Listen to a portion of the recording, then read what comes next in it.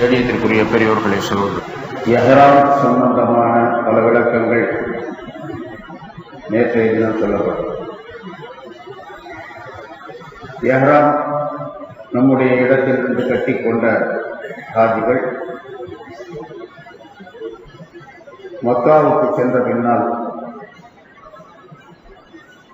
எந்த இடத்திலே தங்குவதற்கு ஏற்பாடு செய்திருக்கின்றார்களோ அந்த இடத்திலே தங்களுடைய பொருள்களை வைத்த பின்னால் ஹரம் ஷரீஃபிற்கு செல்ல வேண்டும், மஸ்ஜிதுக்கு செல்ல வேண்டும். உம்ராவுடைய காரியங்கள் நேற்றை சொல்லப்பட்டது. உம்ரா என்பது 4 விஷயங்களை கொண்டது. எஹ்ராம் அணிவது, தவாப் செய்வது, சாய் செய்வது, முடி எடுத்துக் கொள்வது. இந்த 4 செயல்கள் தான் உம்ரா என்பதாக சொல்லலாம். இங்கே எஹ்ராம் அணிந்து கொண்டோம், மக்காவுக்கு செல்லுகின்றோம். அந்த மஸ்ஜித் என்பது மிக புனிதமான மஸ்ஜித் என்பது நமக்கு தெரியும். மனிதர்களுக்கு அல்லாஹ் தஆலா பல்வேறு விதமான நன்மைகளை வழங்குவதற்காக வேண்டி உலகத்திலே முதலாக ஏற்படுத்திய கட்டப்பட்ட வீடு என்று அல்லாஹ் சொல்கிறார். இன்ன அவ்வள பைத்தின் உதயாலின் நாசி, மனிதர்கள் பலன் பெறுவதற்காக வேண்டி ஏற்படுத்தப்பட்ட கட்டப்பட்ட கட்டடங்களிலே முதல் வீடு லல்லதி பி பக்கா. பக்கா என்று சொல்லப்படக்கூடிய நகரில் அமைந்திருக்கிறது. அதாவது மக்கா என்பதற்கு பக்கா என்ற ஒரு பெயரும் உண்டு. அதை அல்லாஹ் குர்ஆனிலே சொல்லித்தருகிறார். முபாரக்கன் முதல் ஆலமீன், அது பரக்கத்து செய்யப்பட்டதாகவும் அகிலத்தினர் அனைவருக்கும் நேர் வழிகாட்டக்கூடியதாகவும் இருக்கின்றது. ஃபீஹி ஆயாத்தும் பையினாத், அந்த வீட்டிலே ஏராளமான அத்தாட்சிகள் இருக்கின்றன. மகாம் இப்ராஹிம் என்ற ஒரு இடமும் இருக்கின்றது. ஒமன் தஹலஹு கான ஆமினா, எவர் அதற்குள்ளே நுழைந்து விட்டாரோ அவர் பயமற்றவராக அச்சமற்றவராக ஆகிவிட்டார் என்றும் அல்லாஹ் தஆலா சொல்கிறார். அந்த வீடு இருக்கக்கூடிய அந்த இடத்திற்கு பல சிறப்புகளை எல்லாம் சொல்லுகின்றார். பரக்கத்து செய்யப்பட்ட வீடு, மனிதர்கள் அகில உலகத்தினருக்கும் நேர்வழியாக இருக்கக்கூடிய வீடு, அதிலே பல்வேறு விதமான அத்தாட்சிகள் ஆதாரங்கள் இருக்கின்றன. மகாம் இப்ராஹிம் என்ற ஒரு இடமும் இருக்கின்றது. அங்கே சென்று விட்டவர் அச்சமற்றவராக ஆகிவிடுவார். ஒவ்வொன்றுக்கும் தனித்தனியான விளக்கங்கள் சொல்லப்பட்டிருக்கின்றன. அதையெல்லாம் முழுமையாக ஒரே நேரத்திலே சொல்லிவிட முடியாது. ஆகவே அந்த வீட்டை பற்றி உள்ள சிறப்பு இது. சில விஷயங்களை இடையிலே சொல்லுவோம். இப்போ மக்காவுக்கு சென்று விட்டு நாம் அந்த மஸ்ஜிதிற்குள்ளே நுழைந்து உள்ளே சென்று தவாஃபை ஆரம்பிக்க வேண்டும்.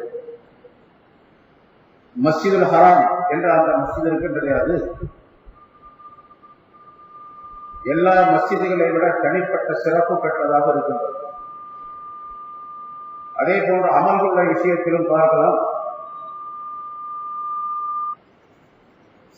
மற்ற மஸ்ஜிதுகளில் எல்லாம் ஒது செய்துவிட்டு உள்ளே நுழைந்தால் முதலாவதாக தஹிய்யத்துல் மஸ்ஜித் 2 ரக்காயத்து தொழ வேண்டும்.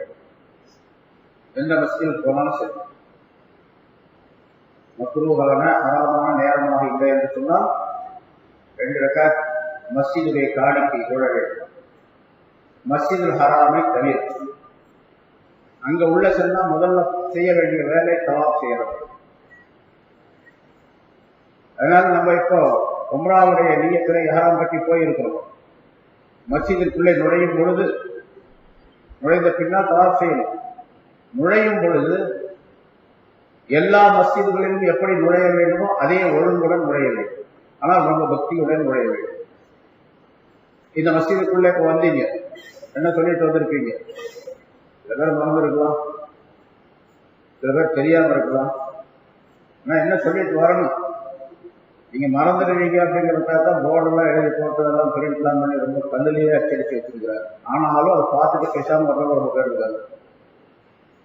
அல்லாஹும்ம மௌஃபிர்லி துனூபி வஃப்தஹ் அபுவாப ரஹ்மத்திக என்று ஓதுவேன்.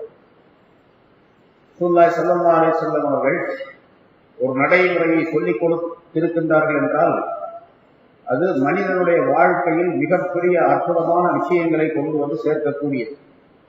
சும்மா வெறுமனே வேடிக்கைக்காக விளையாட்டுக்காக வேண்டி ஏதோ சடங்காக சொல்லிக் கொடுக்கப்பட்ட விஷயம் அல்ல.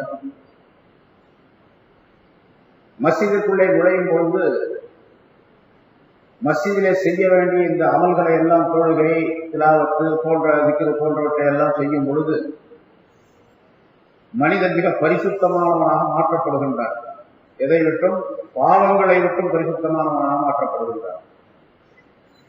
அதே போன்று அல்லாஹ் தஆலாவுடைய ரஹ்மத்துகள் கிடைக்கக்கூடிய வாய்ப்பையும் பெறுகின்றார்.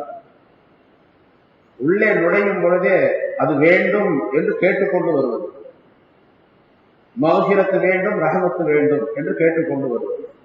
அதை சொல்லி தந்தார்கள் ரசூலுல்லாஹி ஸல்லல்லாஹு அலைஹி வஸல்லம். உள்ளே வரும் பொழுது அல்லாஹும்ம மக்ஃபிர்லி துனூபி, யா அல்லாஹ் என்னுடைய பாவத்தை மன்னிப்பாயாக, என்னுடைய பாவங்களை மன்னிப்பாயாக. அல்லாஹ்ட்ட கேட்டா அல்லாஹ் கொடுக்கும், மன்னிப்பாயாக. வஃப்தஹ் லி அபுவாப ரஹ்மத்திக, உன்னுடைய ரஹ்மத்துடைய வாசல்களை திறந்து விடுவாயாக எனக்கு. அல்லாஹ்வுடைய ரஹ்மத் வருவதற்கு பல வாசல்கள் இருக்கின்றன, பல வழிகள் இருக்கின்றன. அந்த எல்லா வழிகளையும் திறந்து விடக்கூடிய ஒரு வாய்ப்பை, பாக்கியத்தை எனக்கு தருவாயாக என்று கேட்டுக்கொண்டு உள்ளே வரக்கூடிய துஆ. ஒரு மனிதனுக்கு மக்ஃபிரத்தும் ரஹ்மத்தும், அல்லாஹ்வுடைய மக்ஃபிரத்தும் அல்லாஹ்வுடைய ரஹ்மத்தும் கிடைத்து விட்டால் அவர்தான் உலகத்திலே பெரிய பணக்காரர். ஏன்னா இந்த மக்ஃபிரத்தையும் ரஹ்மத்தையும் காசுகளை கொண்டு, பணங்களை கொண்டு, பட்டங்களை கொண்டு, பதவிகளை கொண்டு வாங்க முடியாது. அல்லாஹ்ட்ட கேட்டுதான் வாங்கணும்.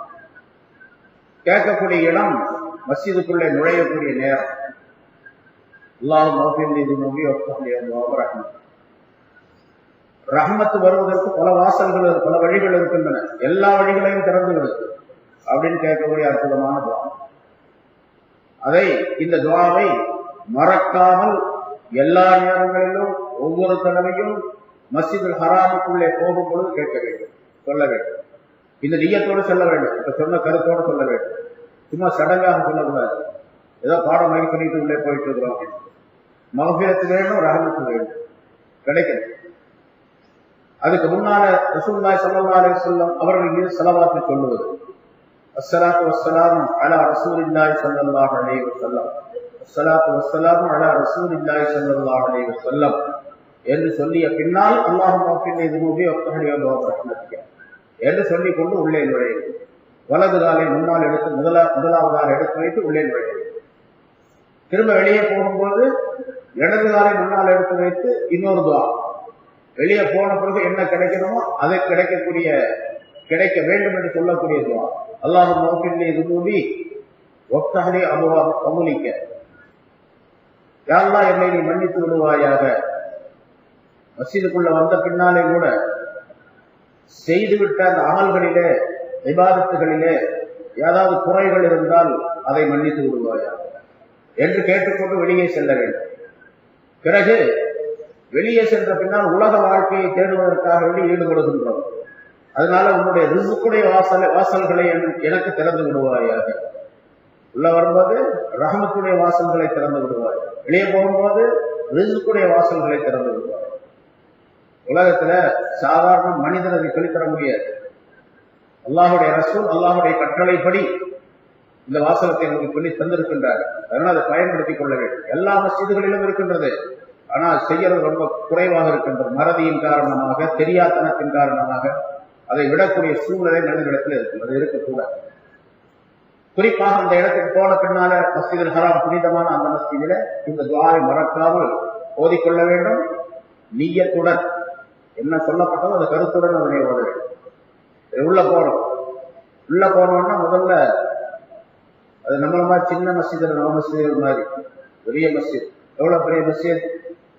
அரம் ஷரீஃபிலே பொதுவாக 2 மஸ்ஜிதில் இருக்க வக்காலி மதீனாவிலையும் உள்ள இருக்கக்கூடிய பகுதி, வெளியே இருக்கக்கூடிய அந்த சஹர், மேல மாடி, அதுக்கு மேல ஓபன் டெராஸ், இதெல்லாம் சேர்த்தனா 10 லட்சம் பேர் நிற்கும். 10 லட்சம் பேர் நின்று தொழக்கூடிய ஒரு பெரிய மஸ்ஜித் அப்படின்னு சொன்னா எவ்வளவு பெருசு இருக்கு. அதனால காபா நடுவுல இருக்குது. நீங்க உள்ள வாசல் உள்ள நுழைஞ்சவங்க காபா தெரியாது, கொஞ்சம் தூரம் போகணும். உள்ள போனவொடனே காபாவை பார்க்குறீங்க. காபாவை பார்த்த உடனே துவா ஏற்றுக்கொள்ளப்படக்கூடிய நேரம், அதனால அங்க துவா கேட்க வேண்டும். எப்படி துவா கேட்கறது? காபா பார்த்தோம்னா துவா ஏற்றுக்கொள்ளப்படும். பார்த்த உடனே அல்லாஹ் எனக்கு உலகத்துல நல்ல அழகான பிசினஸை கொடு அப்படின்னு கேட்கலாமா? அழகான மனைவியை கொடு, இந்த சாப்பாடு கொடு, ஏதாவது கேட்கலாம். அதை கேட்டாலும் ஹலாலா இருந்தா கேட்கலாம் தான்.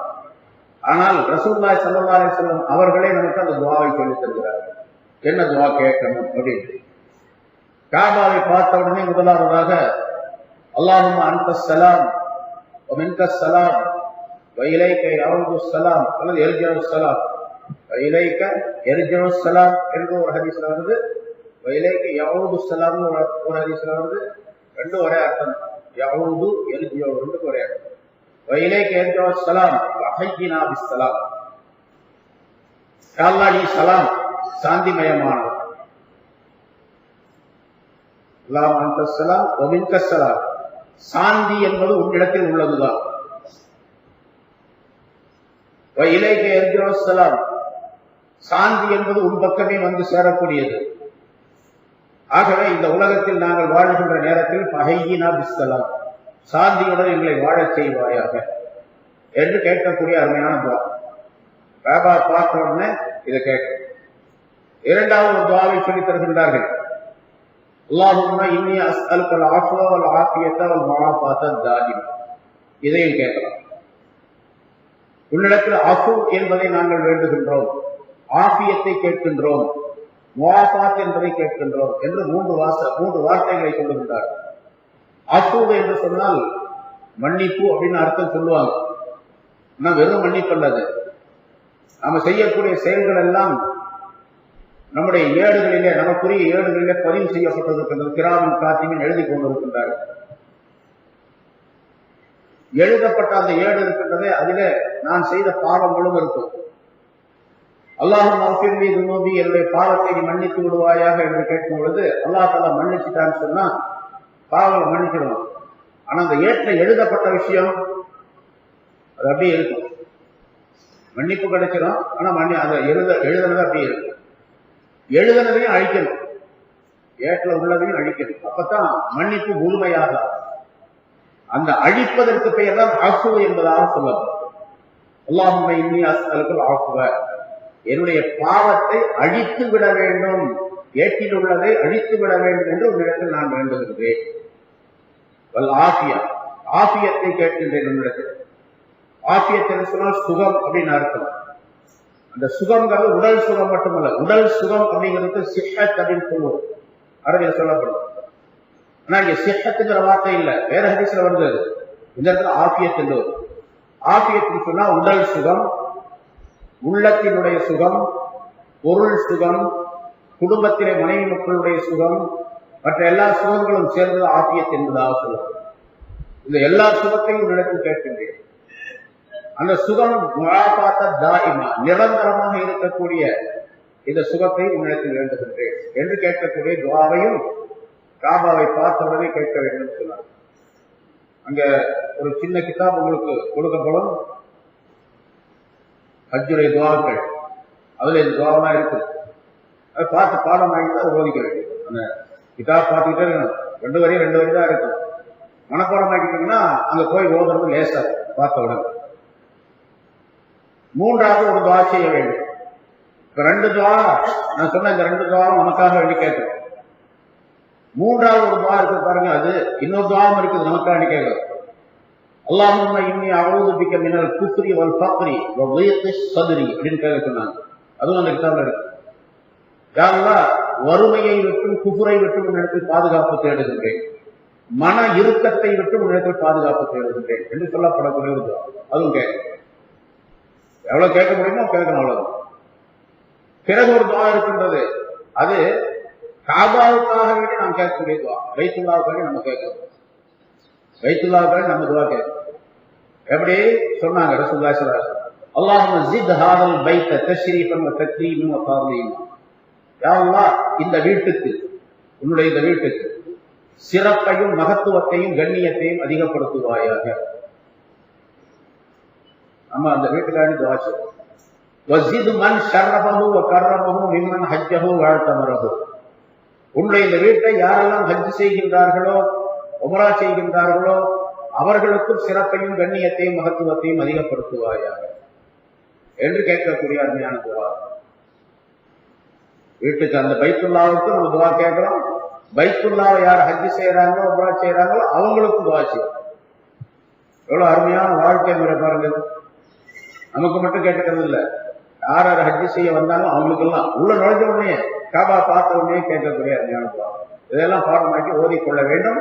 இந்த கருத்தை நினைவில் வைத்துக் கொள்ள வேண்டும். சரி, இப்போ இங்க யாராம் கட்டின நேரத்திலிருந்து என்ன சொன்னோம், எல்லா விதமான திக்ருகளையும் நிறுத்திவிட்டு தல்பியா சொல்லிக்கிட்டே இருக்கும். அதான் மெயின். தல்பியா பற்றி நேரத்தில் விளக்க சொன்னோம். மிக உயர்ந்த திக்ர் அதுதான் கல்வி. சொல்லிக்கிட்டே இருந்த கல்வியால ஒரு நேரத்தில் நிறுத்தி இருந்தது. அது எந்த நேரம்? காபாவை பார்த்து அந்த இடத்துல தவாஃப் ஆரம்பிக்கக்கூடிய நேரத்தில். தவாஃப் எங்கிருந்து ஆரம்பிக்கணும்? ஹஜ்ருல் அஸ்வதுக்கு நேரா இருந்து ஆரம்பிக்கும்.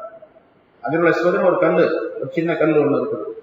அது இப்ப வெள்ளி ஃப்ரேம் போட்டு அதை வச்சிருக்கிறாங்க. எல்லாத்துக்கும் தெரியும், படத்துல பார்த்துருக்கீங்க. பார்க்காதவங்க, நேரில் பார்க்காதவங்க, அல்ல நேரில் பார்த்தவங்களுக்கு தெரியும். ஒரு மூலையில இருக்குது அது ஹஜ்ருல் அஸ்வத். அந்த இடத்துக்கு போறீங்க. நீங்க போன உடனே முதலாவதாக போவதற்கு முன்னதாக நிய்யத்து செய்து கொள்ள வேண்டும். அல்லாஹும்ம இன்னி உரீது தவாஃபுல் உம்ரா. உம்ராவுடைய தவாஃபை செய்ய நான் நாடுகின்றேன். பொதுவாக தவாஃப் சொன்னாங்களோ போதும், நிய்யத் பண்ணாங்களோ தவாஃப் செய்ய நாடுகின்றேன். எனக்கு அதை லேசாக்கி வைத்து எனக்கு ஏற்றுக்கொள்வாய். எல்லாம் அந்த கிதாப்ல அந்த துவாவெல்லாம் இருக்கு, பார்த்து அந்த துவா அந்த நிய்யத்தை செய்து கொள்ள வேண்டும். ஹஜ்ருல் அஸ்வதுக்கு நேரா நிக்கணும். நின்று பிஸ்மில்லாஹி நிய்யத்து செய்து பிஸ்மில்லாஹி அல்லாஹ் அக்பர் என்ற கையை உயர்த்தி, தக்பீருக்கு கையை உயர்த்தது போல எவ்வளவு அது வரைக்கும் உயர்த்தி அந்த கைகளை முத்தமிட்டுக் கொள்ள வேண்டும். ஏன்னா பக்கத்துல போக முடியாது. அதனால சட்டம் என்ன கேட்டா, பக்கத்துல போய் ஹஜ்ருல் அஸ்வத்தின் மீது வாயை வைத்து முத்தமிட வேண்டும். வாயை வைத்து முத்தமிட வேண்டும். வாயை வைக்க முடியவில்லை என்று சொன்னால் கையால் தொட்டு தடவி கையை முத்தமிட்டுக் கொள்ள வேண்டும். தூரத்தில் இருந்தால் கையை காட்டி முத்தமிட்டுக் கொள்ள வேண்டும். ரெண்டு கையும் காட்டும். கையை காட்ட முடியவில்லை என்று சொன்னால் கையில ஏதாவது ஒரு பொருள் இருந்தால் அந்த பொருளை காட்டலாம். கையில ஒரு தடி இருந்துச்சு, ஒரு புத்தகம் இருந்தது, அதை நேராக காட்டி அந்த புத்தகத்தை அந்த தடியை முத்தமிட்டுக் கொள்ள வேண்டும். அப்படியும் செய்திருக்கிறார்கள் தவாஃப் செய்யும்போது. இந்த ஹஜ்ருல் அஸ்வதை தொட்டு முத்தமிடு, வாய் வைத்து முத்தமிட வேண்டும். அசல்லா தான். ஆனா தூரத்திலிருந்து செய்யும் பொழுது கையை காட்டி முத்தமிட்டுக் கொள்ள வேண்டும். பிஸ்மில்லாஹி அல்லாஹ் அக்பர் என்று சொல்லுங்க. இங்க ஒரு விஷயத்தை, இன்னொரு விஷயத்தை கவனிக்கணும். ஹஜ்ருல் அஸ்வதுக்கு நேரா நிக்கணும். ஆனால் ஹஜ்ருல் அஸ்வத் எப்படிப்பட்டது என்று சொன்னால், ஒரு கேமரா மாதிரி இருக்கு. நம்ம எல்லாம் போட்டோ எடுத்துக்கணும். Automatic camera. எத்தனை லட்சம் பேர், எத்தனை கோடி பேர் வந்தாலும் அவங்க எல்லாம் தனக்குள்ளே அதை எடுத்துக்கொள்ளும். அதனால ஞானவான்கள், சட்ட மேதைகள் சொல்லுகின்றார்கள், ஹஜ்ருல் அஸ்வத் மூலையில இருக்கு, நான் நேரா நிக்கிறேன்னு வச்சுங்க. நேரா நின்று நிய்யத்து செய்து தக்பீர் சொல்லி பிஸ்மில்லாஹி அல்லாஹ் அக்பர் சொல்லி அப்படியே வலப்பக்கமாக அப்படியே ஆரம்பிக்கிறது. அப்படி இருக்கக்கூடாது. என்ன பண்ணணும்னு கேட்டா, அந்த ஹஜ்ருல் அஸ்வத் இருக்கு, நான் நிக்கிறேன்னு வச்சுங்க, நேரா இருக்கு. கொஞ்சம் இந்த இடது பக்கமா கொஞ்சம் தள்ளி நின்று, கொஞ்சம் ஒரு அடி அரை அடி தள்ளி நின்றா ஹஜ்ருல் அஸ்வத் இந்த பக்கம் இருக்குது. கொஞ்சம் ஒரு அரை அடிக்கு அந்த பக்கம் இருக்கு. நீங்க நிய்யத்து செய்து பிஸ்மில்லாஹி அல்லாஹ் அக்பர் என்று சொல்லி கையை காட்டி தக்பீர் சொல்லி முத்தமிட்ட பின்னால அதை அப்படியே நேரா அப்படி கடந்து வரணும். ஒரு அரை அடி, ஒரு அடியோ அரை அடி எவ்வளவு தள்ளி நிற்கணும் அப்படி கடந்து வரும். கடந்து வரும் பொழுது அதை முன்னோக்கி உங்களுடைய பாடி முழுவதும், உடல் முழுவதும் அந்த ஹஜ்ருல் அஸ்வதை நோக்கி இருக்கக்கூடிய அமைப்பிலே அங்கிருந்து கடக்க வேண்டும். அந்த அரடியை கல்ல வேண்டும். அப்ப என்ன ஆனா உங்களுடைய உருவம் முழுவதுமே அதுல பதிவாகிடும். நீங்க இப்படி நின்றீங்க, இப்ப நேரம் நின்றீங்க, உங்களுடைய ஒரு சைடு மட்டும்தான் அதுல பதிவாகும். போட்டோவுக்கு என்னன்னு சொல்றாங்க, கேமரா முன்னாங்க என்ன ஸ்டடி, அப்புறம் ஸ்மைல் ப்ளீஸ் இதெல்லாம் சொல்லுவான். அது மாதிரி எதுவும் அப்படித்தான். அது ஒரு போட்டோ பிடிக்குது நம்மள, அந்த போட்டோவை கியாமத்துனால கொண்டு வரும் சொல்றாங்க. அதனால அது கொஞ்சம் ஒரு அரை அடி தள்ளி நின்று அப்படியே அப்படி கடந்தாங்கன்னு சொன்னா நம்முடைய முழு உருவமும் அதிலே பதிவாகின்றது, அதை பதித்துக் கொள்ளுகின்றது அந்த ஹஜருல் அஸ்வத். அதனால கொஞ்சம் அப்படி நிற்கணும், பிஸ்மில்லாஹ் அல்லாஹ்னு சொல்லிட்டு அப்புறம் பிறகு உடனடியாக அப்படி திரும்பிடணும். நேரா நிற்கிறோம், உடனே திரும்பிடணும். வலப்பக்கமாக அப்படியே அந்த மத்தாப், தவாப் செய்யக்கூடிய அந்த மைதானத்துக்கு பேரு மத்தாப்னு சொல்லப்படும். மத்தாவில தவாப் செஞ்சு அப்படியே 7 சுத்து, இந்த ஹஜருல் அஸ்வதிலிருந்து அடுத்து ஒரு ரவுண்டு வந்து ஹஜருல் அஸ்வத் தான் ஒரு சுத்து, அது மாதிரி 7 சுத்து. இந்த முதல்ல நிக்கிற பாருங்க, அது ஒரு ரவுண்டு வர்ற வரைக்கும், ஒரு சுத்து வர்ற வரைக்கும் இடையில நம்ம உடலை திருப்பவே கூடாது, வேற பக்கம் திருப்ப கூடாது, அப்படியே போயிட்டே இருக்கு. மத்தாப் என்பது இருக்கின்றதே அதுதான் நம்ம முன்னோக்கக்கூடிய இடமாக இருக்க வேண்டும். அந்த பக்கம் இந்த பக்கம் திரும்பி பார்க்கறதுலாம் இருக்கக்கூடாது. தலையை திருப்பலாம் தேவைப்பட்டால், உடலையே திருப்பினால் அப்படியே உடலோடு திருப்புகின்றார் அல்லது பின்னால் திரும்பி நின்றுகிறார் என்று சொன்னால் அவருடைய தவாஃப் பாத்திலாயிடும். ஏன்னா ரசூலுல்லாஹி ஸல்லல்லாஹு அலைஹி வஸல்லம் சொன்னாங்க, தவாஃப் வந்து தொழுகையை போல, அத்தவாஃபு கஸ்ஸலாத், தவாஃப் என்பது தொழுகையை போல. ஆனால் தொழுகையிலே பேசக்கூடாது, இதிலே பேசுவதற்கு அனுமதி உண்டு. ஆகுமான பேச்சுக்களை தேவைப்பட்ட அளவுக்கு பேசுவதற்கு அனுமதி உண்டு. அதனால நிறைய பேசுறவங்க அர்த்தம் இல்லை, பேசுறதுக்கு அனுமதி உண்டு. அதான் தொழுகைக்கு தவாஃப்க்கு வித்தியாசம் என்று சொன்ன அந்த ஹதீஸ் நமக்கு எதை தெரிவிக்கின்றது என்று சொன்னால், தொழுகையில கிப்லாவை பார்த்து நிக்கிறீங்க, மேற்கு பக்கம் படிக்கிறீங்க. நம்ம நாட்டில் தொழுகைக்கு தக்பீர் கட்ட பின்னால் வந்து ஒருத்தர் கூப்பிடுறாரு ஹாஜி அப்படின்னு, அவர் திரும்பி பார்க்கிறாரு, தொழுகை கூடுமா? தொழுகை பாத்திலாயிடும். அதை போலதான் தவாஃப் தொழுகையை போல அப்படின்னு சொன்னா, நீங்க உடலை திருப்பினால் தொழுகை பாத்திலாயிடும், தவாஃப் பாத்திலாயிடும். உடலை திருப்பினால் தொழுகையில அப்படித்தான், தொழுகையில நிற்கிறாரு, நேரா இப்படி தலையை மட்டும் திருப்பி லேசா பாக்குறாரு, தொழுகை பாத்திலாகாது. இந்த பக்கம் பாக்குறாரு, தொழுகை பாத்திலாகாது. ஆனா தொழுகையில குறைவு ஏற்படும், மக்ரூஹ் என்பதாக சொல்றோம். அதே போலதான் தவாஃப்லையும் அந்த பக்கம் இந்த பக்கம் வேடிக்கை தலையை திருப்பிலாம் இருக்கக்கூடாது, நேரா போயிட்டே இருக்கணும். அந்த மத்தாப் என்பது இருக்கிறது, அதுதான் தவாஃபுக்கு கிப்லா. தொழுகைக்கு கிப்லா காபா, துஆவுக்கு கிப்லா வானம். வானத்தை பார்த்து, வானத்தை கையை வந்து வானத்தின் பக்கம் வச்சுதான் துஆ செய்யணும். சில பேர் இப்படி துஆ செய்வாங்க பாருங்க, இப்படி வச்சுக்கிறாங்க, அதெல்லாம் கூடாது. துஆ செய்யும் இப்ப வானத்தின் பக்கம் கையை ஏந்தவே இல்லை.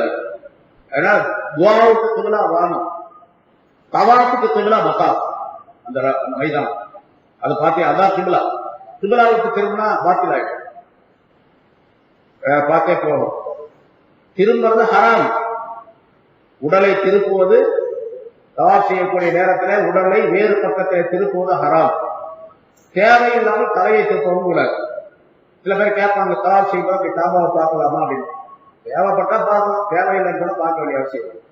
தவாஃப் முடிச்சுட்டு நல்லா உட்காந்து பாருங்க, தவாஃப் செய்யும்போது தான் பார்க்கணும். தவாஃப் முடிச்ச பிறகு உட்காருங்க, தொழுவுறீங்க, தொழுவும்போது பார்த்துட்டீங்க, ஆசை தீர பாருங்க. அதனால தவாஃபுடைய நேரத்துல அப்படி திரும்புவதையெல்லாம் தவிர்த்துக் கொள்ள வேண்டும். உடலை திருப்பினால் தவாஃப் பாத்தில. சரி, இப்ப தவாஃப் ஹஜருல் அஸ்வத் இருந்து ஆரம்பிக்கிறீங்க. என்ன சொன்ன, முதல்ல ஹஜருல் அஸ்வத் என்பது ஒரு கேமரா மாதிரி இருந்து ரசூலுல்லாஹி ஸல்லல்லாஹு அலைஹி வஸல்லம் சொன்னார்கள், இந்த ஹஜருல் அஸ்வத் என்பது சொர்க்கத்திலிருந்து கொண்டு வரப்பட்ட ஒரு கல். அது பெரிய கல்லா இருந்துச்சு.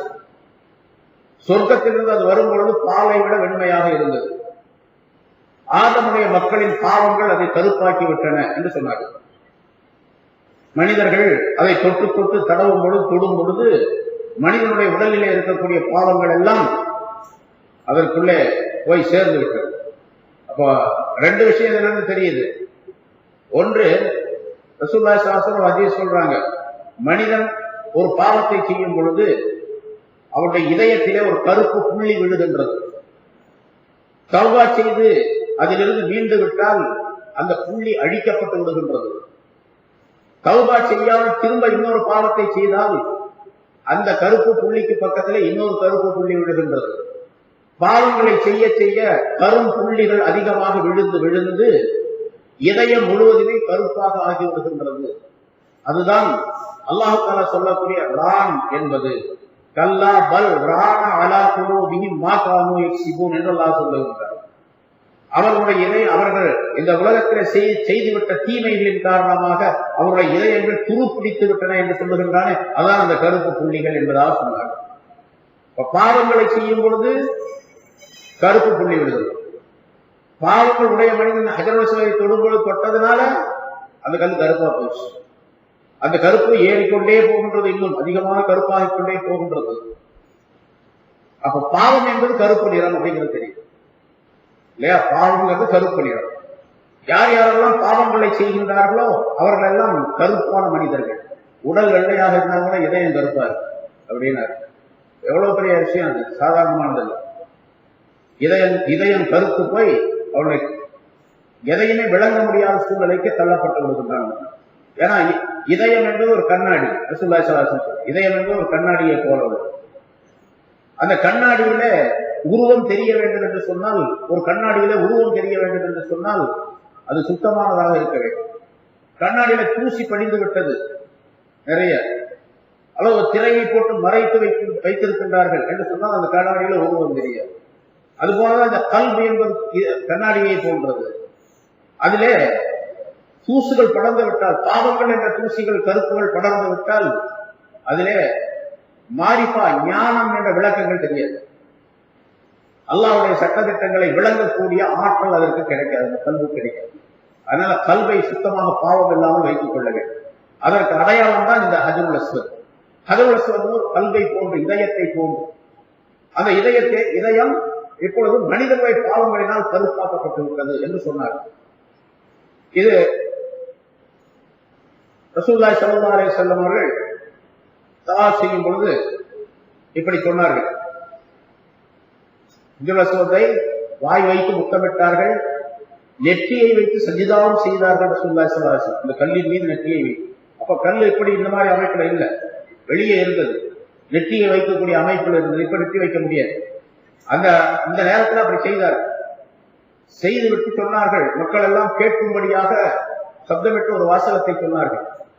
நீ ஒரு கல், நீ எந்த நன்மையும் செய்ய முடியாது, எந்த பலனையும் தர முடியாது, எங்களுக்கு எந்த இடையூறையும் செய்ய முடியாது. அல்லாஹ் தஆலா உன்னை முத்தமிட வேண்டும் என்று கட்டளையிட்டதின் காரணமாக நான் கட்டளையிட்டேன் என்பதாக, நான் முத்தமிட்டேன் என்பதாக ரசூலுல்லாஹி ஸல்லல்லாஹு அலைஹி வஸல்லம் சொன்னார். ஏன் சொன்னாங்க அப்படிங்கிறது அடுத்து முத்தமிட வேண்டும் என்று அல்லாஹ் சொன்னான், அதனால நான் முத்தமிட்டேன். ரசூலுல்லாஹி ஸல்லல்லாஹு அலைஹி வஸல்லம் முத்தமிட்டதால் நான் முத்தமிடுது. இதற்கு பிறகு அதற்கு உமர் ரலியல்லாஹு தஆலா அவர்களுடைய காலத்தில் அவர்கள் ஹஜ் செய்ய வந்த நேரத்தில் அதே மாதிரி சொன்னாங்க. நீ ஒரு கல், லா தல்லுரு வலா தன்ஃபஉ, நீ எந்த இடையூறையும் எங்களுக்கு செய்ய முடியாது, எந்த நன்மையும் செய்ய முடியாது. நான் ரசூலுல்லாஹி ஸல்லல்லாஹு அலைஹி வஸல்லம் அவர்கள் உன்னை முத்தமிட்டதை நான் பார்த்திருக்காவிட்டால் நான் முத்தமிட்டிருக்க மாட்டேன். ரசூலுல்லாஹி ஸல்லல்லாஹு அலைஹி வஸல்லம் முத்தமிட்டதை பார்த்ததின் காரணமாக நானும் முத்தமிடுகின்றேன். நீ எந்த பலனையும் தர முடியாது, எந்த இடையூறையும் செய்ய முடியாது என்று அந்த கல்லை பார்த்து அதற்கு உமர் ரலியல்லாஹு சொன்னாங்க. ரசூலுல்லாஹ் சொன்ன மாதிரி பக்கத்துல ஹஜ்ரத் அலி ரலியல்லாஹு தஆலா நின்றார்கள். அவங்க சொன்னாங்க, இருங்க அமீருல் முஃமினீன் அவர்களே, இருங்க, இந்த கல் நமக்கு பலனையும் தரையும் இடையூறையும் தரும் என்பதாக சொன்னார். அது என்ன என்று சொன்னால், அல்லாஹ் தஆலா ஆதம் அலைஹிஸ்ஸலாம் மனிதர்களை படைப்பதற்கு முன்னாலே நபிமார்களிடத்தில் ஒரு வாக்குறுதி வாங்கினார்.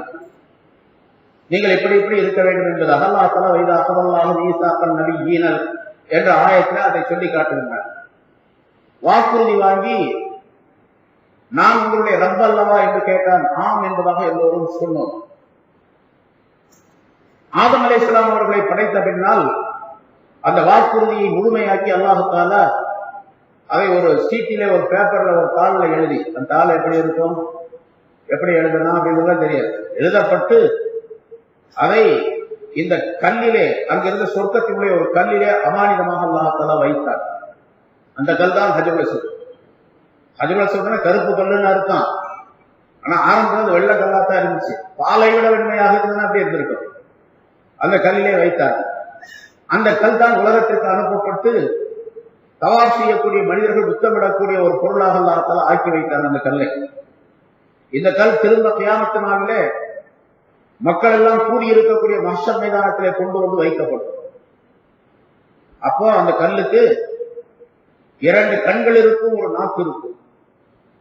இந்த கல்லுக்கு 2 கண்களும் ஒரு நாக்கும் இருக்கும். அந்த கண்களால் மஹ்ஷர் மைதானத்தில் இருக்கக்கூடிய எல்லா மனிதர்களையும் அதை பார்க்கும், மிக தெளிவாக பேசுவது. பார்க்கக்கூடிய அந்த கண்களின் மூலமாக தன்னை யார் யாரெல்லாம் முத்தமிட்டார்களோ அவர்களை எல்லாம் அடையாளம் கண்டுகொள்ளும். யாரெல்லாம் இஸ்லாம் செய்தார்களோ அதை அவர்களை அடையாளம் கண்டுகொள்ளும். தன்னுடைய நாக்கின் மூலமாக அது சாட்சி சொல்லும், இன்னார் என்னை முத்தமிட்டார் என்பதாக சொல்லி அந்த கல் சாட்சி சொல்லும்.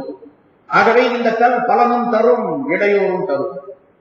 யார் முத்தமிடவில்லையோ அல்லது அலட்சியப்படுத்தினார்களோ அவர்களுக்கு அது இடையூறாக ஆகிவிடும். யார் முத்தமிட்டார்களோ அவர்களுக்கு அது பலன் தரக்கூடியதாக ஆகிவிடும் என்று ஹஜ்ரத் அலி ரலியல்லாஹு தஆலா அன்ஹு அவர்கள் உமர் ரலியல்லாஹு தஆலா அன்ஹு அவர்களிடத்தில் சொல்லிய பொழுது உமர் ரலியல்லாஹு தஆலா அன்ஹு சொன்னார்களாம், அலி இல்லாத பூமியிலே நான் இருப்பது எனக்கு மிகப்பெரிய இழிவை தரக்கூடியது. அதாவது அலி இல்லாத இடத்திலே நான் இருப்பது எனக்கு தெளிவை உண்டாக்காது, என்னை நாசப்படுத்தி விடும் என்பதாக சொன்னார்கள் என்பதாக குறிப்பிடப்படுகிறது. ஆனால் அலி ரலியல்லாஹு தஆலா ஒரு விளக்கத்தை தந்தது, இந்த ஹஜ்ருல் அஸ்வத் செய்ய முடியும். அப்ப ரசூலுல்லாஹி ஸல்லல்லாஹு அலைஹி வஸல்லம் சொன்னாங்களே, நீ எதுவுமே செய்ய முடியாது, நன்மையும் செய்ய முடியாது, தீமையும் செய்ய முடியாதுன்னு சொன்னாங்க அப்படின்னு கேட்டா, அதற்கு முஹத்திஸீன்கள் விளக்கம் எழுதும் பொழுது ரசூலுல்லாஹி ஸல்லல்லாஹு அலைஹி வஸல்லம் சொன்னதனுடைய கருத்து என்னவென்றால், அரபு நாட்டு மக்கள் அப்பதான் புதுசா இஸ்லாத்துக்கு வந்திருக்கிறாங்க, ஒரு சில ஆண்டுகள் தான் ஆச்சு. இதுக்கு முதல்ல அவன் கற்களைத்தான் வணங்கி கொண்டிருந்தார்கள், கற்களை தெய்வங்களாக வணங்கி கொண்டிருந்தார்கள். ஹஜ்ருல் அஸ்வதை முத்தமிட்டு அது மேல சஜிதா செய்தார்கள் ரசூலுல்லாஹி ஸல்லல்லாஹு அலைஹி வஸல்லம் அவர்கள். இதை பார்த்த அந்த அரபிகள், நம்ம முதல்ல அதை வணங்கிட்டு இருந்தோம், அதனால தான் இவரும் நல்லா வணங்குறாரு அப்படின்னு சொல்லிடக்கூடாது, நினைக்க கூடாது. இந்த கல்லுக்கு சக்தி கிடையாது. கல்லை முத்தமிட சொல்லி கல்லை படைத்த ரப்பு சொன்னான்,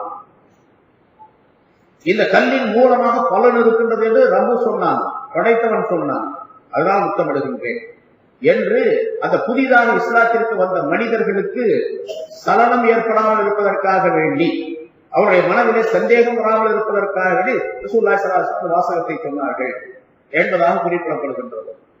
ஹஜ்ரத் அலி ரலியல்லாஹு தஆலா என்ன சொன்னார்களோ அந்த கருத்து தான் சரி என்பதாக குறிப்பிடப்படுகிறது. சில பேர் என்ன பண்ணுவாங்க, இந்த பாதியோடு நிறுத்திக்குவாங்க, அலி ரலியல்லாஹு சொன்னதை சொல்ல மாட்டாங்க, தெரிஞ்சோ தெரியாமல சொல்றது இல்லை. அலி ரலியல்லாஹு தஆலா சொன்னது எப்படி இருந்தாலும் சரி, உமர் ரலியல்லாஹு சொன்னதோ ரசூலுல்லாஹி ஸல்லல்லாஹு அலைஹி வஸல்லம் சொன்னதோ அலி சொன்னதோ எதுவாக இருந்தாலும் சரி, பலன் தருவது அல்லாஹ் தஆலாவுடைய வேலை, அல்லாஹ்வுடைய கையில் தான் இருக்குது, அல்லாஹ்வுடைய அதிகாரத்தில் தான் இருக்கின்றது. அதற்கு காரணமாக சபபாக அல்லாஹ் தஆலா இதனை ஆக்கி வைத்திருக்கின்றான் என்று பொருள். ஆக ஹஜ்ருல் அஸ்வதை முத்தமிடுகின்றோம் என்று சொன்னால் வெறுமனே ஒரு சடங்காக மற்றவர்கள் செய்வதை போல் நாம் செய்யவில்லை என்பதை புரிந்து கொள்ள வேண்டும் என்பதற்காக இந்த விளக்கம் சொல்லப்படுகின்றது. பாவங்கள், மனிதனுடைய பாவங்களை உறிஞ்சிக் கொள்ளக்கூடிய ஒரு அற்புதமான சக்தி அந்த கல்லுக்கு அல்லாஹ் தஆலா வைத்திருக்கிறார். அதனால அந்த ஹஜ்ருல் அஸ்வதை தொடுவது அல்லது இஸ்திலாம் என்று சொன்னால் தூரத்திலிருந்து கையை காட்டி முத்தமிட்டுக் கொள்ளாமல் அதற்கு பெயர் தொடுவதுதான், அதாவது முத்தமிடுவது என்பதுதான் அர்த்தம், இஸ்லாம் என்பதாக சொல்லப்படும். அப்படி செய்தாலும் கூட அந்த கல் இந்த பாவங்களை எல்லாம், அந்த மனிதனுடைய பாவங்களை எல்லாம் எடுத்துக் கொள்ளுகிறது, ஒடுங்கிக் கொள்ளுகின்றது என்பதாக. அதனால முத்தமிட வேண்டும். சரி, ஹஜ்ருல் அஸ்வதை முத்தமிட்டு தவாஃபை ஆரம்பிக்க வேண்டும். ஹஜ்ருல் அஸ்வதை முத்தமிடுவது சுன்னத், ஹஜ்ருல் அஸ்வதை முத்தமிடுவது சுன்னத்து. ஆனால் அதே நேரத்துல இப்ப ஹஜ்ருல் அஸ்வது கிட்ட போய் முத்தமிட முடியுமா அப்படின்னு கேட்டா, எப்ப போனாலும் கூட்டம் தான் இருக்கு, 24 மணி நேரம். கூட்டத்தை தவிர்த்து கூட்டம் இல்லாத நேரத்தில் போலாம் அப்படின்னு சொல்ல முடியவே முடியாது. பல ஹஜ் செய்தவர்களும் கூட ஹஜ்ருல் அஸ்வதை முத்தமிடாமல் இருக்கக்கூடிய சூழ்நிலை இருக்கின்றது. ஏன்னா அந்த மாதிரி உள்ள சூழ்நிலை இல்லை, அதை முத்தமிடக்கூடிய வாய்ப்பை கிடைப்பதில்லை. இப்ப முத்தமிடுவது சுன்னத்து. அங்க பாத்தீங்கன்னா சொன்னா ஒருவர் மேல ஒருவர் தள்ளி இடிச்சுக்கிட்டு பெரிய சண்டை போட்டு குஸ்தி போட்டு மிகப்பெரிய சிரமத்துடன் அங்க போய் முத்தமிட்டு வர்றாங்க. வேத்து விறுவிறுத்து அவங்களுடைய உடல்லாம் எல்லாம் துணியெல்லாம் கலைஞ்சு போய் பெண்கள்லாம் தலையெல்லாம் முடியெல்லாம் கலைஞ்சு போய் அலங்கோலமாக வரக்கூடிய சூழ்நிலையை நம்ம பார்க்கணும். இப்படி செய்யலாமா, இப்படி செய்து முத்தமிடலாமா? முத்தமிடுவது பெரிதா, இந்த மாதிரி அலங்கோலமான நிலையை பெரிதா? இதை தவிர்க்க வேண்டுமா என்று கேட்டால், ஹஜ்ருல் அஸ்வதை முத்தமிடுவது சுன்னத்து, அடுத்த முஸ்லிமுக்கு தொந்தரவு தருவது ஹராம். ஒரு முஸ்லிமுக்கு தொந்தரவு தருவது ஹராம். இவர் ஹஜ்ருல் அஸ்வதை முத்தமிடுவதற்காக வேண்டி ஒரு 100 பேருக்காக தொந்தரவு தருவார். 100 பேருடைய சாபத்தை வாங்கி காட்டிக் கொள்ளக்கூடிய சூழ்நிலை ஏற்படும். ஏன்னா போகக்கூடிய இடிச்சிட்டு போனான்னு அந்த ஆள் திட்டுவாரு, இன்னொரு ஆள் திட்டுவாரு, இன்னொரு ஆள் திட்டுவாரு. இப்படி பல திட்டுகளை வாங்கி கொண்டு பல பேருக்கு இடையூறாக இருந்து ஹஜ்ருல் அஸ்வதை போய் முத்தமிட்டு வருகின்றார். அப்படி தேவையில்லை. பக்கத்துல யாருக்கும் இடையூறு இல்லாமல் போகக்கூடிய சூழ்நிலை ஏற்பட்டால் பக்கத்துல போய் செய்யும். இல்லாட்டா தூரத்தில் இருந்து இஸ்லாம் செய்யற, எவ்வளவு தூரத்தில் இருந்தாலும் சரி, அது ஆகமாக்கப்பட்டிருக்கின்றது. பக்கத்துல போய் முத்தமிட்டா என்ன பலனோ அதே பலன் கிடைக்கும் தூரத்திலிருந்து செய்தால். அதனால அதை ஞாபகம் வைத்துக் கொள்ள வேண்டும். சரி, அங்கிருந்து தவாஃப் ஆரம்பிக்கிறீங்க. ஹஜ்ருல் அஸ்வதிலிருந்து ஆரம்பிச்சு ஒரு ரவுண்ட் வந்து தவாஃப். ஹஜ்ருல் அஸ்வதினா ஒரு சுத்து முடிஞ்சிச்சு. ஒரு சுத்து முடிஞ்ச பின்னால் திரும்பவும் கையை ஹஜ்ருல் அஸ்வதின் பக்கம் காட்டி இஸ்லாம் செய்து பிஸ்மில்லாஹ் அல்லாஹ் அக்பர் என்று சொல்லி முத்தமிட்டுக் கொள்ள வேண்டும். பக்கத்துல போனீங்க வாயை வைத்து முத்தமிட்டுக் கொள்ள வேண்டும். பிறகு 2வது தவாஃப் ஆரம்பிக்கிறீங்க. இப்படி 7 சுத்து. இதுல ஒவ்வொரு சுத்திலையும் சில துஆக்கள் இருக்கின்றன. ஆனால் ரசூலுல்லாஹி ஸல்லல்லாஹு அலைஹி வஸல்லம் அவர்கள் சொன்னார்கள், தவாஃபுடைய துஆக்களிலே மிகச் சிறந்தது சுப்ஹானல்லாஹி வல்ஹம்துலில்லாஹி வலா இலாஹா இல்லல்லாஹு அல்லாஹு அக்பர் என்ற 3வது கலிமா. அதை ஓதிக்கொள்ளும். ஒருவர் 3வது கலிமாவை ஓதி தவாஃபை ஆரம்பித்து தவாஃப் செய்து முடித்தால் அவருடைய ஒவ்வொரு எட்டுக்கும் ஒரு நன்மை எழுதப்பட்டு, ஒரு பாவம் அழிக்கப்பட்டு, ஒரு பதவி உயர்வு தரப்படுகின்றது என்றார். இதுபோன்று பல ஹதீசுகள் இருக்கின்றன தவாஃபுடைய அந்த சிறப்பை பற்றி. தவாஃப் செய்யக்கூடிய நேரத்தில் குறிப்பாக சில துஆக்களை ஓத வேண்டும். ரசூலுல்லாஹி ஸல்லல்லாஹு அலைஹி வஸல்லம் ஓதி இருக்கிறாங்க. அந்த துஆக்கள் எல்லாம் அந்த கிதாபுல சின்ன புத்தகத்துல போட்டுருக்கு. அதை நீங்க பார்த்து பாடமாக்கி ஓதிக்கொள்ளலாம். சிலர் துஆவை பார்த்து ஓத முடியல அப்படின்னு சொன்னா நீங்க சுப்ஹானல்லாஹி வல்ஹம்துலில்லாஹி என்ற 3வது கலிமாவை ஓதிக்கொள்ளும். ஓதிக்கே போயிட்டே இருக்காது. அதை தாண்டி அடுத்த மூலைக்கு போனீங்கன்னு சொன்னா அங்க ஒரு வளைவு சுவர் ஒன்று இருக்கும், ஹதீம் என்பதாக சொல்லப்படும். அந்த சுவருக்கு பின்னால போயிட்டு தவாஃப் செய்யும். சுவருக்குள்ள நுழைஞ்சு போகக்கூடாது. ஆனா அங்க நுழைய முடியாத கூட்டம் இருந்து தொழுதுட்டு இருப்பாங்க. அந்த ஹதீம் என்ற அந்த வளைவு சுவரையும் சேர்த்துத்தான் தவாஃப் செய்ய வேண்டும். ஏன்னு கேட்டா ஆரம்ப காலத்திலே இப்ராஹிம் அலைஹிஸ்ஸலாம் அவர்கள் கட்டிய பொழுது அந்த வளைவு சுவரும் சேர்த்துத்தான் காபாவாக இருந்தது. காபா என்பது இப்ப இருக்கக்கூடிய சதுரமான நிலையில இல்லை, செவ்வகமாக இருந்தது, நீள் வாட்டத்தில் இருந்தது. ஹதீம் என்ற சுவர் இருந்தது, அதையும் சேர்த்துத்தான் காபா இருந்தது. ரசூலுல்லாஹி ஸல்லல்லாஹு அலைஹி வஸல்லம் அவர்களுக்கு 35வது வயசுல, அவர்களுடைய 35வது வயது, நுபுவத் வருவதற்கு 5 வருஷங்களுக்கு முன்னால் மக்காவுடைய குறைஷியர்கள் காபா ரொம்ப பழசாகி போச்சு, அதை இடிச்சிட்டு திரும்ப கொஞ்சம் புதுசா கட்டணும் அப்படின்னு நினைச்சாங்க. அதாவது முடிவு பண்ணாங்க, மஷூரா முடிவு பண்ணாங்க. அப்படி புதுசாக அதை கட்டக்கூடிய நேரத்தில் மக்காவாசிகள் ஒரு ஆலோசனை செய்தார்கள். நம்ம பணம் வசூல் செய்யணும், மக்கள் இடத்துல வசூல் செய்து காபாவை கட்ட வேண்டும். ஆனா காபா என்பது அல்லாஹ் தஆலாவுடைய திரு வீடு. அதனால காபா கட்டுவதற்காக வேண்டி பணம் கொடுக்கக்கூடியவர்கள் ஹராமான காசு கொடுக்க கூடாது, ஹலாலான காசை மட்டும்தான் கொடுக்கணும் அப்படின்னு மீட்டிங்ல முடிவு பண்ணாங்க. தவறான பாவமான எந்த பொருளும் வந்துவிடக்கூடாது, சுத்தமான பொருளாக இருக்க வேண்டும். அதே மாதிரி பார்த்து பார்த்து வசூல் பண்ணாங்க. வசூல் பண்ணி முடிச்சு எண்ணி பார்க்கும் பொழுது இவங்க முதல்ல எப்படி கட்டணம் இருந்துச்சோ அந்த அளவு கட்டுவதற்கு பொருள் இல்லை, குறைவாக இருந்தது. அதனால சரி முடிவு பண்ணாங்க, மறுபடி சரி ஒரு பகுதியை விட்டுருவோம், ஒரு 3/4 வாசி கட்டுவோம், அவ்வளவுதான் பணம் இருக்கு, ஹலாலான பணம் அப்படின்னு சொல்லிட்டு அந்த 1/4 பகுதியை விட்டுட்டு 3/4 பகுதியை சதுரமாக கட்டிட்டாங்க. மீதி 1/4 பகுதியை அடையாளம் வைத்து விட வேண்டும் என்பதற்காக இந்த வளைவு சுவர் கட்டினாங்க. அது சதுரமா இல்ல, அது வளைவாக இருந்ததற்காக தான் அந்த வளைவு சுவரை ஏற்படுத்தி அடையாளமாக வைத்து விட்டார்கள். அப்ப அந்த வளைவு சுவருக்குள்ளே, ஹதீம் என்ற அந்த வளைவு சுவருக்குள்ளே இருக்கக்கூடிய பகுதி காபாவுடைய உள் பகுதி. உங்களை யாருக்காவது அந்த வளைவு சுவருக்குள்ளே போய் தொழக்கூடிய ஒரு சந்தர்ப்பம் கிடைத்தால், சிரமம் இல்லாமல் அடுத்தவருக்கு சிரமம் கொடுக்காமல் உள்ளே போய் தொழக்கூடிய சந்தர்ப்பம் கிடைத்தால் உள்ளே போய் தொழுது கொள்ளுங்கள். காபாவுக்குள்ளே நீங்க தொழுதுட்டீர்கள்.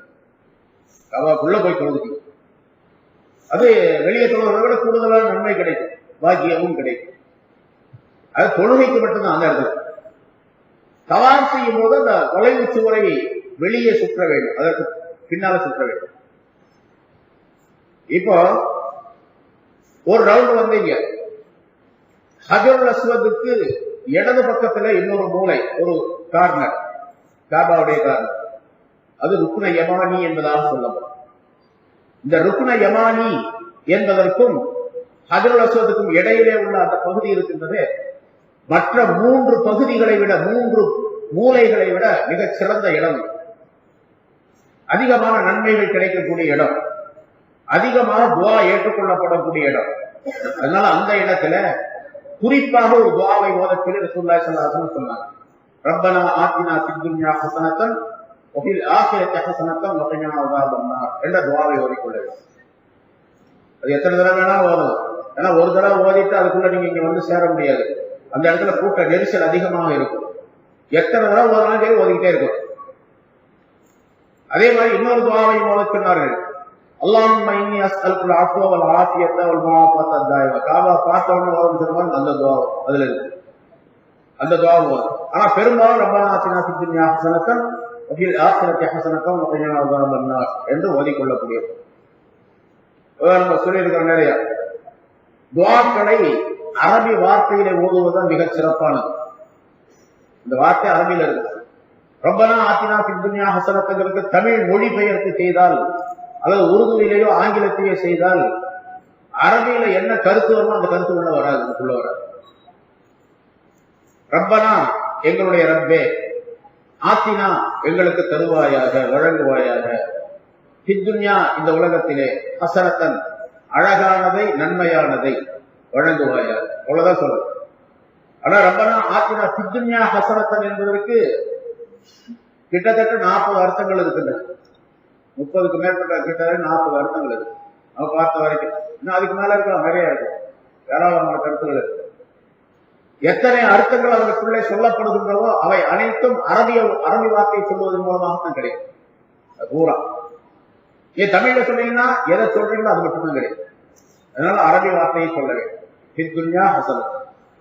அதே மாதிரி வஃபில் ஆখিরাতি ஹஸனத்தன், மறுமையிலே ஹஸனத்தை தருவாயாக, அழகான வாழ்க்கையை, நன்மையான வாழ்க்கையை தருவாயாக என்று சொன்னால், மனிதன் இறந்து விட்ட பின்னால் அல்லாஹை சந்திக்கக்கூடிய நேரம் வரைக்கும் எத்தனை நன்மைகள், நலவுகள் இருக்குமோ அவை அனைத்தும் அதற்குள்ளே இருக்கும். அதனால அரபியிலே சொல்லுவது மிகச்சிறந்தது. இப்படி உயர்தரமான துவா, பல நூற்றுக்கணக்கான கருத்துக்கள் உள்ளே அடக்கப்பட்டிருக்கின்ற காரணத்தினால்தான் அதற்கு பெயர் ஜாமிஉத் துவா என்பதாக சொல்லப்படும்.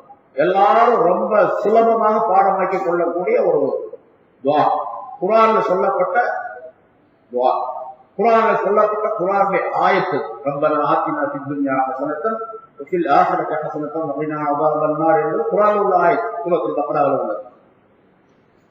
ஒரு துவா, அந்த துவாவை கேட்டால் அவர் துவா கேட்கின்றார் என்பதோடு குர்ஆனுடைய ஒரு ஆயத்தை ஓதுகிறார் என்ற நன்மையும் கிடைக்கும்.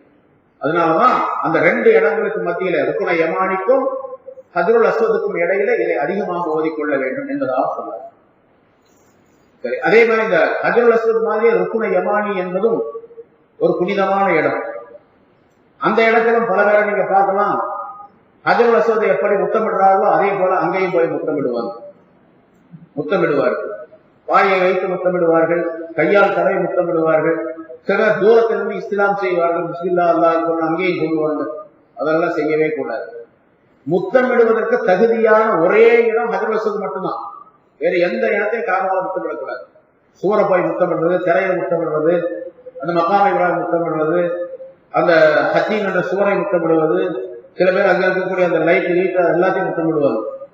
எதையும் முத்தமிடக்கூடாது. முத்தமிடுவது ஹஜருல் அஸ்வதுக்கு மட்டுமே சொல்லணும், வேற எதையும் முத்தமிடக்கூடாது. அப்ப ருக்ன யமானி முத்தமிடக்கூடாது. வேண்டுமானால் பக்கத்துல போகக்கூடிய சூழ்நிலை ஏற்பட்டால் ருக்ன யமானி என்ற அந்த மூலையை கையால் தடவி கொள்ளலாம்.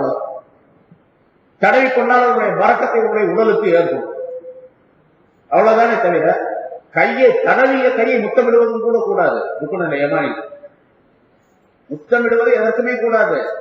ருக்ன யமானியை தடவிக்கொள்ளலாம்.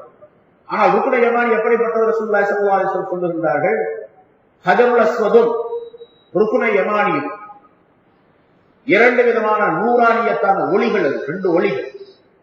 ஆனால் அந்த ஒளியை அல்லாஹ் தஆலா அதற்குரிய இயற்கையான முறைப்படிக்கு அப்படியே வைத்திருந்தால், அந்த ஒளி தெரியக்கூடிய அளவுக்கு அப்படியே வைத்திருந்தால், இந்த பூமியினுடைய கிழக்கிலிருந்து மேற்கு வரைக்கும், மஷ்ரிக்கிலிருந்து மக்ரிப் வரைக்கும் எல்லாமே பிரகாசமாக ஆகிவிடும். சூரியனே தேவையில்லை, அந்த மாதிரி பிரகாசம் ஆகிடும்.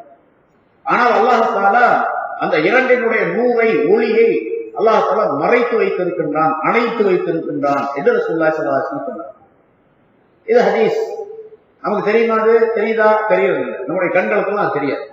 ஞானவான்கள் சிலர் காணுகின்றார்கள், சொல்லுகின்றார்கள், காபாவுக்குள்ள போனோடனே என்ன வெளிச்சமா இருக்குது என்று சொன்னவர்கள் எவ்வளவு வெளிச்சமா இருக்கு, எவ்வளவு நூறானியத்தாக இருக்கு. நம்முடைய கண்களுக்கு அது தெரியாது. ஞானம் பெற்றவர்கள் இருந்தால் அவர்களுடைய கண்களுக்கு, கல்புகளுக்கு அல்லாஹ் அதனை காட்டி தருகின்றார். அதை நாம் நம்ப வேண்டும். ரசூலுல்லாஹி ஸல்லல்லாஹு அலைஹி வஸல்லம் அதை சொல்லி தருகின்றார். அதனால் அப்படிப்பட்ட உன்னதமான புனிதமான இடம் என்பதை நாம் கவனிக்க வேண்டும். சரி, தவாஃப் செய்யக்கூடிய நேரத்துல பேசலாம் அப்படின்னு சொன்னோம். எதை பேசலாம்? தேவைப்பட்ட பேச்சுக்கள் இருந்தா பேசலாம், அவ்வளவுதான். யாராவது ஒருத்தர் பின்னால வர்றாரு, தவாஃப் செய்யற போது ஒருத்தரை பாக்குறீங்க, ஹாஜியார் எப்போ வந்தீங்க, நல்லா இருக்கிறீங்களா அப்படின்னு கேட்கலாம். கேட்கறத பத்தி தப்பு இல்லை. ஹாஜியார் நல்லா இருக்கலாம்னு கேட்டு ஊர்ல நல்லா இருக்காங்களா, சாப்பிட்டீங்களா, சால்னா எப்படி இருந்துச்சு, எல்லாத்தையும் கேட்டுக்கிட்டே போகக்கூடாது. ஏன்னா சில பேர் அப்படியும் செய்யறாங்க. இப்ப செல்போன் வச்சிருக்கிறாங்க, நிறைய எல்லாத்தையும் செல்போன். செல்போன் மணி அடிக்காத நேரமே இல்லை, தவாஃப் அடிச்சுக்கிட்டே இருக்கு. இப்ப சொன்னாங்க சுலசுலாசுனா தவாஃப் தொழுகையை போல அப்படின்னு. தொழுகையில மணி அடிச்சா என்ன பண்ணலாம்? எல்லாருமே எல்லா மசீதிலும் சொல்லப்படுகின்றது என்ன, சப்புகளை நேராக நின்று கொள்ளுங்கள், தோளோடு தோளோட்டி நின்று கொள்ளுங்கள், கோணல் அடிக்காதீங்க, நேராக நின்றுங்க என்று சொல்லிட்டு செல்போனை ஆஃப் செய்து கொள்ளுங்கள் அப்படின்னு ஒரு வார்த்தையை சேர்த்து சொல்லிக்குவாங்க எல்லாரும். செல்போன் ஆஃப் பண்றதே கிடையாது. என்ன சொன்னாலும் சரி, இந்த செல்போன் வேலை செய்யக்கூடாதுன்னு ஒரு ஜாமர் ஒண்ணு வச்சாங்க, இங்கே இருக்குது. அந்த ஜாமரா வேலை செய்யறதுல செல்போன் வேலை செய்யுது. அப்படி ஒரு செல்போனை கண்டுபிடிக்கணும், ஜாமர்லாம் வேலை செய்யாது. அப்படி ஒரு செல்போன். தவாஃபுடைய நேரத்தில் நிறைய செல்போன்கள் உபயோகப்படுத்தப்பட்டு பேசிக்கிட்டே தவாஃப் செய்யறாங்க நம்ம பேர். அதெல்லாம் தவறான விஷயம். வெளியிருந்து யாராவது போன் பண்ணுவாரு, நான் தவாஃப் செய்யறேன் அப்படின்னு சொல்லிட்டு ஆஃப் பண்ணி வச்சிடலாம். அல்லது தவாஃப்ல வரும்போதே அரைச்சி வச்சிடலாம், அதை எடுத்து ஆஃப் பண்ணி வச்சிடலாம். அப்படி செய்யறதே இல்லை. ஏதாச்சும் செய்திகள் வந்தா உடனே பேசக்கூடிய சூழ்நிலை. பல பேர் பேசுறாங்க, எல்லாரும் பேசுறாங்க, இவரும் பேசுறாங்க. எல்லாரும் பேசணும், நமக்கு என்ன இருக்குது, நம்மளும் பேசணும் அப்படின்னு பேசக்கூடிய சூழ்நிலை. அதெல்லாம் தவிர்த்து கொள்ள வேண்டும். தேவைப்பட்டால், நிர்பந்தமாக இருந்தால் நிர்பந்தமான பேச்சுக்களை மட்டும் ஒரு ரெண்டு பேச்சுக்கள் பேசிக்கலாம். பேசாம இருக்கிறது தான் நல்லது. பேசலாம் அனுமதி இருக்குது, ஆனா பேசாம இருக்கிறது தான் நல்லது என்பதை சட்டமாக நமக்கு புகார்கள் சொல்லி காட்டுகின்றார். சரி, தவாஃப் செய்யக்கூடிய நேரத்துல இடையில தவாஃப் செய்யக்கூடிய ஒழு கட்டாயமா இருக்க வேண்டும். ஏன்னா தொழுகை போலன்னு சொன்னாங்க, அதனால ஒழு இல்லாமல் தொழுகக்கூடாது, ஒழு இல்லாமல் தவாஃப் செய்யக்கூடாது. ஒழு இல்லாமல் தவாஃப் செய்தால் அந்த தவாஃப் செல்லுபடியாக. சரி, தவாஃப் செய்யக்கூடிய நேரத்துல இடையில ஒழு முடிஞ்சிருச்சு. தொழுகையில ஒழு முடிஞ்சிருச்சு, என்ன பண்ணுவீங்க? முந்தின சொல்ல அடிக்கிறாரு, தொழுகையில ஒழு போயிடுச்சு.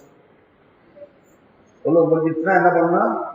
அப்படியே தாண்டி தாண்டி கொஞ்சம் அப்படியே விளக்கிட்டு பின்னால போய் யார்த்தையும் பேசக்கூடாது, பேசாம போய் ஒழு செஞ்சுட்டு திரும்ப அந்த இடத்துக்கே வந்துடலாம், அல்லது பின்னால் நின்றுக்கலாம். எத்தனை ரெக்கார்ட் தொழுதுருக்கிறோ அதோட கணக்குல சேர்ந்துடும். அவர் போய் ஒழு செஞ்சுட்டு வந்து அந்த இமாமுடன் சேர்ந்துட்டார் அப்படின்னு சொல்லி ருக்குவுக்கு போறதுக்கு முன்னால் சேர்ந்துட்டாருன்னா இவர் இமாமுடன் இருப்பதை போல.